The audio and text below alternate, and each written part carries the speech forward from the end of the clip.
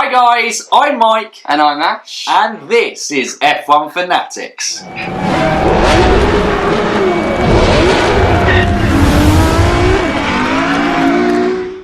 Welcome back to a special video, guys.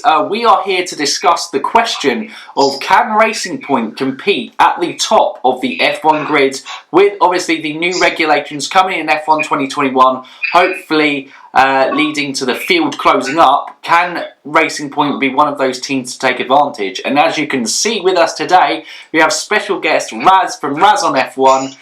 Thank you, Raz, for being here. Thank you guys for having me again, and before we start I would just like to thank you, Mike, for helping me out with my graphics and my banners and all the general feedback, and lovely to meet you, Ash, and one of these days, maybe in the next new year, you've got to come up to Stafford and we can do this live in a pub or somewhere, maybe we can rent a pub or somewhere and get some cameras going and do a video while I'm going to be here. But for now, let's do it on via Skype. Yeah, Thanks for having me. That's alright. It's really nice to meet you as well. Sorry that I haven't been on videos with you yet, but we're rectifying that today. We'll be able to be on your channel as well. Yeah, this is... I've just realised that we've only met each other, me and Mike have only started chatting, was it 2 months ago? It was something like that, because we've only been going for, I think, coming up to 5 months now. So yeah, 2 months ago sounds about right. Yeah, 2 months, and I've done more collaboration with you than what I've done with anyone else. And, I just like the fact that when I did the US, was it the Mexican one that I had you? Yeah, I think it was Mexico Grand Prix where I spoke about Niki Lauda. Yeah, and it just came to my head at like midnight or something, and I just messaged you via messenger. I said, "Can you get yourself a camera and give me 4 minutes of your thoughts of how it affected what it means for the Mercedes team?" And that was absolutely unplanned. So, but we did it. We did. As I said, I really enjoy working with you guys, and I really enjoy being on your channel. And there's going to be a lot more content from us together. I'm sure there will be, and I think that probably says more about my sleeping habits than in terms of unplanned collaborations. But it was great to do it. And guys, if you haven't checked out Raz's channel, please do go check it out. Really great, knowledgeable guy about F1. He's been watching it since he was 6 years old, and we're learning from each other all the time in terms of F1 conversations. So make sure you go and drop him a subscribe. But for today's video, today's discussion, I'll set the scene before getting your thoughts on this first, Raz. Is Racing Point, obviously a team that have been involved in F1 for quite a long time now, have a strong driver lineup. I know some people might be confused there with Lance Stroll, but bar his qualifying performances, his race is quite strong to support Sergio Perez. Lawrence Stroll gives massive backing with the 2021 rules and regulations and cost caps coming in. They've proven that, when they have a stable season, they're generally able to produce a pretty good car. It'll be interesting to see, can they compete at the top of the grid? So I pose that question to you first, Raz. Can Racing Point compete with the rest?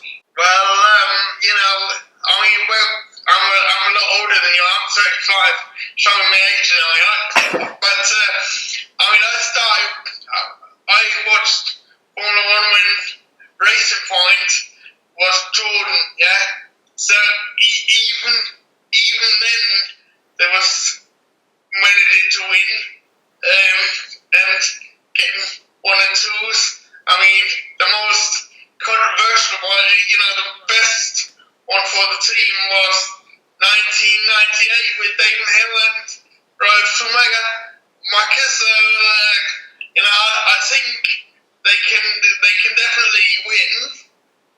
Having said that, I think they could even go more than that because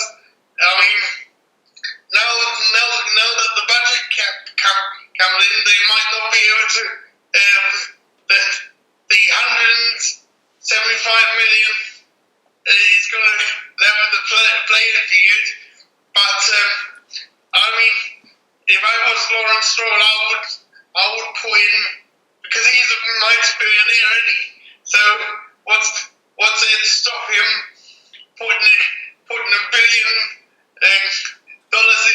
into the team or something stupid like that? And then actually next year, when the budget cap comes in 2020, wasn't it? But there's nothing to stop them developing now, because the budget cap isn't coming in before 2020.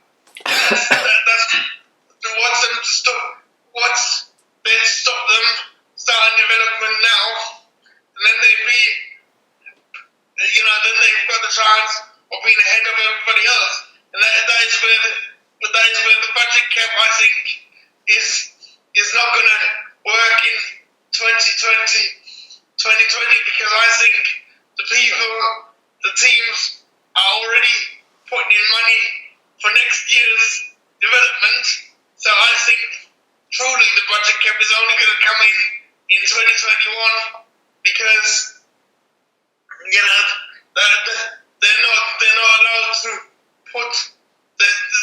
allowed to put any more money in than the actual budget cap there is. You see what I'm saying? Yeah. Ash, have your thoughts on it? Well, it's one of those that's a bit of an awkward one, because Racing Point previously as Force India, they were Spiker before that, weren't they were Spiker before that, and then then, previous incarnation was Jordan. Yeah, it's one of those where they have always been competitive and worked well on a budget, but recently, especially the last, I would say, probably 5, maybe 6 years, they have dropped off that little bit more. It hasn't been as consistent. And then this year, it's all the ramifications of the issues that they had financially last year. But the main thing for me is, if they are wanting to take that step up and to start competing at the top of the end of the grid, I don't think the driver lineup's strong enough. I think that's more of their issue at this moment in time, especially as Sergio Perez is now on a 3-year contract, I think it was, that he signed. It was a 5-year deal. Oh, 5. Well, there we go then. No, I think it's even 6. Well, we've all got different numbers, but all of them are a long time in Formula 1. And yes, the investment that Lawrence Stroll's brought into the company, I don't think we're going to see the actual benefit of that until next year at the earliest. And 2021, with the rule change, that's a free hit for every team. We could see a real shake-up of the grid with that. I just think for Racing Point going forward, definitely the view of Lance Stroll having his place within the team may need to be looked at. But I would even say that Sergio Perez isn't long-term going to be a strong enough driver to consistently keep them near the front. Yeah, but I was just going to say, I'm just going to bring this one in, and this might shock you. I actually think it could the fact that Racing Point has been rescued by Lawrence Stroll might actually be, in the long term, it might actually be detrimental to the team, in the fact that, Lance Stroll isn't, I'm not saying he's a crap driver. He's a good, on his day, he's a good driver. But I'm more concerned about the fact that because Lawrence Stroll is dead, even if Lance is gonna is not gonna do a good job for the team, Lawrence Stroll is not gonna fire his own son, is he? Do you know what I mean? I would disagree on that front, because Lawrence Stroll had an interest in motorsport before Lance was born. He's always been someone who's loved motorsport and loved F1. And he's also a billionaire. And people who get £1 billion are ruthless businessmen, and they will make decisions over it. And I will think he will give Lance 6 months next year to improve his qualifying. He will be a bit more lenient on him. Lance Stroll will be given more chances than, say, if a Sergio Perez was underperforming, because he is his son. But if he doesn't pick up his qualifying, I can see him going. And if he doesn't, I would give Lance the 6 months to show improvement. And if he doesn't show it, then I would be going all in to get Pierre Gasly, because I think Pierre Gasly could be a driver who could really take Racing Point forward if their aspiration is to go further up, which I presume it would be, to go up the field, because his future at Red Bull is over while Max Verstappen's there, and he certainly won't want to keep on being in a junior team like Toro Rosso, where your seat's really unsafe from year to year because you don't know who's going to be the next junior that they favour. Yeah, I mean, that's quite an interesting point you make. I mean, I agree with you in the fact that that is good for that. What you said is good for the team. Yeah, but one has to think: is he really gonna kick out his son? Because I mean, other drivers, they can just you can just say, oh, there's not that. They can just say, oh, you're not good enough, yeah. But with Lawrence and Lance, it's still is a lot different because they are related. You see what I mean? I think he would be. I think he would be willing to, but I think it would more. He would want to make sure that Lance Stroll had a seat in another car before doing it. So I think he'd be keeping an eye on any rumours that were around. So I don't think it would be a mid-season switch that we'd see there. I think it would be one that would come at the end of the season. Oh, so definitely. But I would feel he would give him 6 months to kind of improve, and then maybe put out the feelers to a Pierre Gasly or someone and go, or a Nico Hulkenberg to bring him back to that team and go, would you be interested if a seat was available, and then see there. I think he's a smart businessman, and F1 is a very expensive business, and it's not really a business that you go into making money. You have to love the sport, but he also will be like, I'm not going to keep burning money down a hole if Lance continues to perform as poorly as he's done in qualifying. I think his race performances have merited, and at 20 years of old, and obviously having a podium to his name as well, he shows potential there. But F1 is a quick sport. You've got to quickly turn that potential into something worthwhile. Otherwise, you quickly get dropped, don't you? Yeah, I mean, funnily enough, 3 years ago, I did an episode with the F1 debate guys with the lilac called Top Trumps, I think it was, where we actually talked about, is Lance Stroll a good move? Is he good for Williams? And at that time, we was I was slaughtering him. Yeah, I was. I don't know whether you want to watch the episode back. I mean, I've put it on.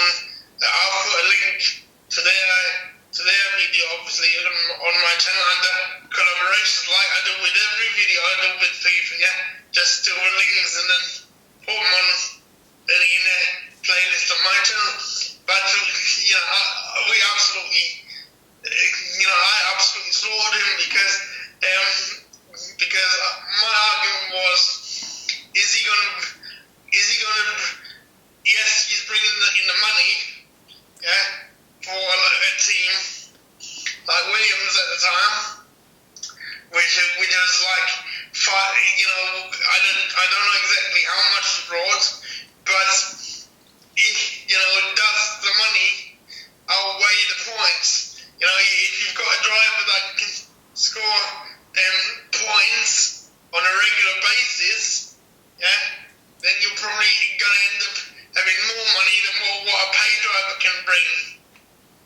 Definitely. See what I mean? So I mean, and Sergio Perez, I do believe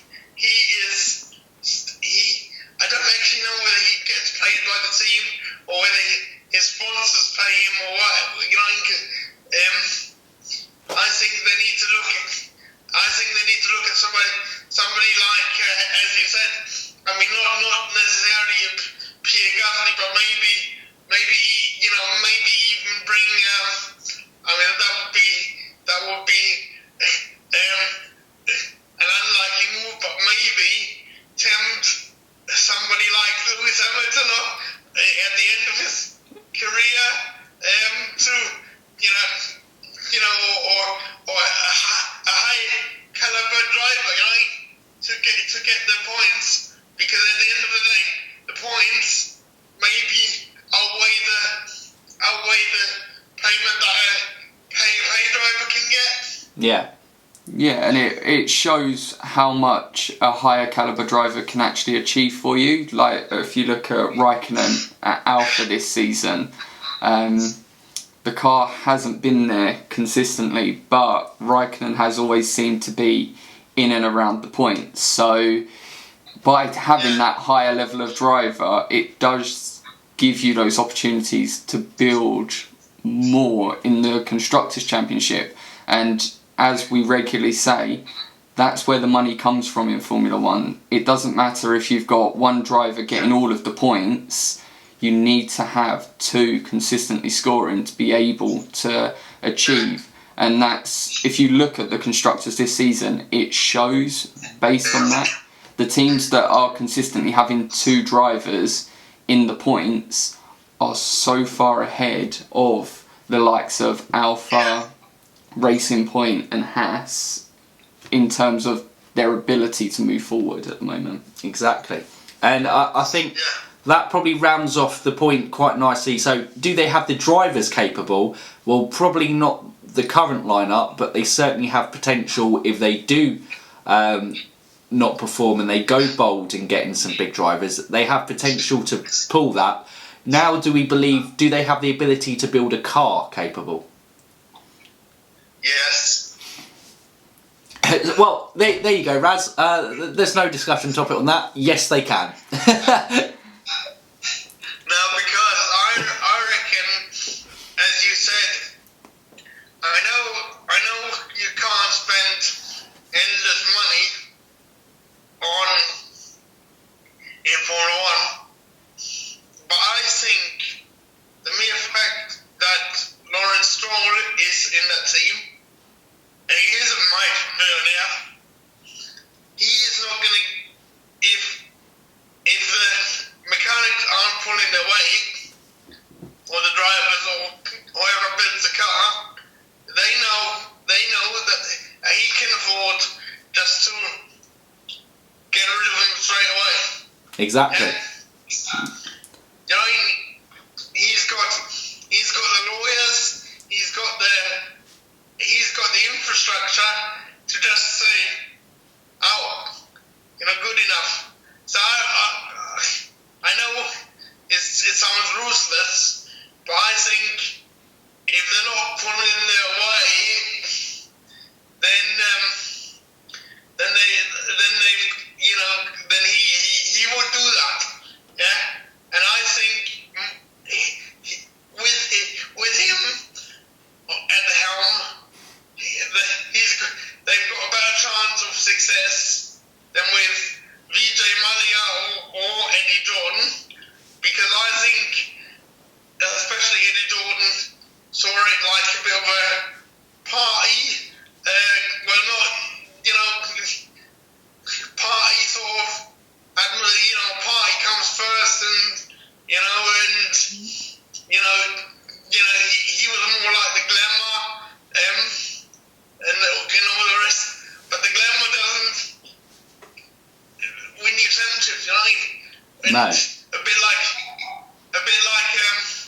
VJ Malia. I think the problem with VJ Malia was that he had too much trouble outside, too much bad press or legal issues or whatever. Yeah, I don't want to get into detail about it, but I think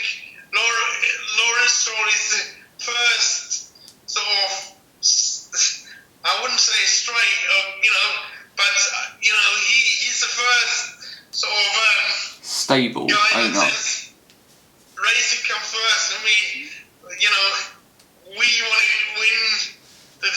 want to win the title, and I really do believe, because of his leadership, I really do believe he's got that chance. They've got the first time in the history, really, they've got somebody at the helm that can that can drive them in the right direction. I'd agree. Ash, your thoughts? One of the points you said, Raz, was the ruthlessness that Lawrence Stroll will be able to show. Definitely, it's weird talking about it, but if you look at the periods in F1 and in motorsport in general, there always needs to be that ruthlessness to it. So one of the ones that stands out really is Enzo Ferrari was probably one of the most ruthless owners in anything. He got rid of a whole engineering department because they didn't agree with something that his wife had said.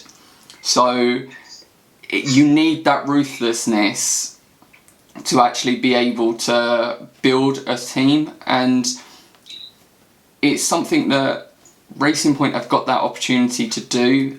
They can set themselves up nicely for 2021, and as I said earlier, with this rules change, there is going to be real shocks within the grid itself. When you look at going to the hybrid era, the only two people that really saw Mercedes taking the gains they had were Lauda and Hamilton. So who's to say that with the changes coming in, that a team like Racing Point aren't going to be the ones that are going to take those massive gains? We don't know at this time, but when you look at the structure the company have as a whole for it, I think they're in a good position compared to some of the others that will be looking to take that step up. Yeah, and for me, I think looking at the car specifically in terms of from seeing that level of investment we've spoken about, in the second half of the season, obviously Racing Point didn't have a great first half of the season. I think Perez hadn't scored since Azerbaijan before his point scoring in Spa, and obviously they had the fourth place with Lance Stroll in Hockenheim, but that was only really because they were able to take advantage of bad weather conditions. But from Spa onwards in the second half of the season, they've been in the points on merit as a team, and obviously they've missed out on points with obviously Lance Stroll had a very good Monza qualifying and had a great start in Monza before Vettel took him out and ruined his race there. But they've shown clear improvement in the car that is a good car, and then obviously Sergio Perez has got a points finish in every single race bar Singapore, which he was also competing for points without that engine failure. And the only thing that's really let them down in the second half of the season is their engine, because the kind of Spec 3 Mercedes engine that came with reliability has actually probably been one of the worst engines of the season, because it was a reliability upgrade and they've had the most unreliable bit since. But they've shown clear improvement in making a good car. It was always going to be too big of a gap to catch up with Renault and McLaren. But yeah. Yeah, I mean, it's when you think about it, it's like I think all the ingredients are there, and I think, and this is just my feeling, the best thing that Racing Point did, or Force India did, or whatever you want to call them, is that they got rid of Ocon. Oh, controversial with a lot of people, but yeah, go on, do say. Because the reason why I say that, I'm not bashing Ocon here, yeah, but well, some people might think I am, but the contact, yeah, the unnecessary crashes, yeah, the unnecessary contact was unacceptable. I think was it Baku 2019 I mean, last season was the big season between him and Perez. And Perez, throughout his whole career, has kind of not really conflicted with teammates until Ocon came. So that was a really bad team dynamic, wasn't it? Yeah, and also what you've got to remember is I think for a team like Force Indy or Racing Point, as they're now known, yeah, and that goes with McLaren as well, and with Williams, should they ever get there again. I think their first target will have to be to score points and work together. You know, there shouldn't be a number one or number two driver. You know, I think because like they have in McLaren, I think it's great for a team that wants to get back to the top, because you're not going to do it alone. You know, you're not going to do that alone. You've got to fight you've got to work as a team to get there, and then once you're there, you can find out who's the best. You know, and then you can put your eggs behind one driver. You know, but I think Racing Point or McLaren, they're not in a position at the minute to put their eggs behind one driver. You know? So I think they need to develop them. They need to see themselves as one unit. You know what I mean? They're not competing against each other. They're competing for the team to make them better. Definitely something that they do need to be looking at, because unless you're a team like the top three where you can guarantee that you're going to be able to score points, then you can have that 1 and 2 driver dynamic. I would say the teams that have been the strongest this season are the likes of the Renault and the McLaren, where they know that they're competing for points, but there's not been any real inter-team rivals. You can say that Ricciardo and Hülkenberg a little bit, but in all honesty, they've been in separate races for the majority of the season, so it's never really been an opportunity for that to become explosive. So if Racing Point are able to identify 2 drivers that are going to be able to consistently battle fuller points, they can take that step up.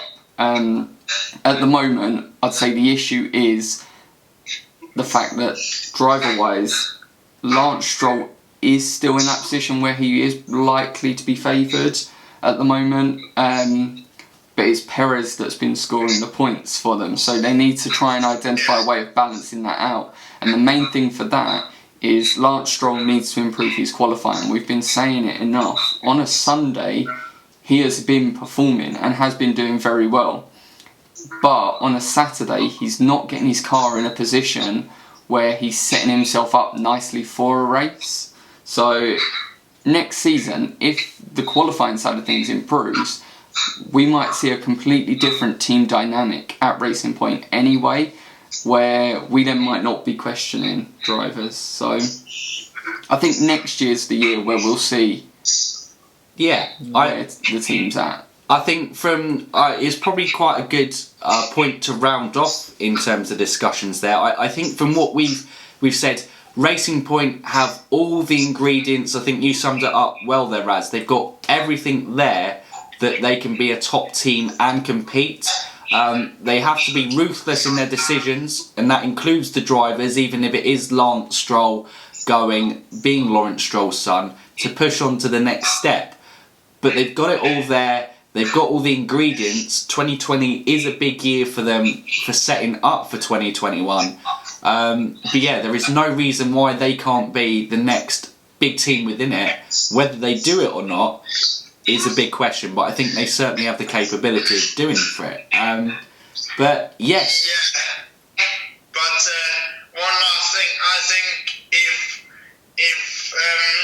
Racing Point do become a force to be reckoned with, which I think we've all agreed that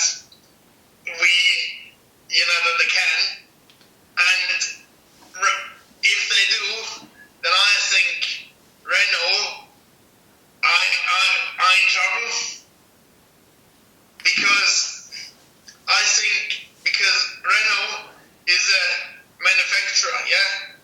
They are a manufacturer team, and if they don't get the fourth place and start fighting for podiums, and which in a way Racing Point have already achieved the podiums. 8 or 9 to be, but what I'm saying is, I think if Racing Point becomes stronger, then Renault, it could spell the end for Renault, because as I said, it's not going to look very good on them if they get beaten by a privateer team, so to speak. Yeah. I mean, they're already getting spent by getting absolutely beaten by McLaren, and Exactly. I really do think it could get really bad for Renault. As I said in my sort of unintended history video of Renault that I did earlier, I think it could either go 2 ways, whether they're gonna stay in Formula 1 or not. If Force India or if Racing Point start getting ahead of them, I think it would be disastrous for Renault. I think they would pull out then.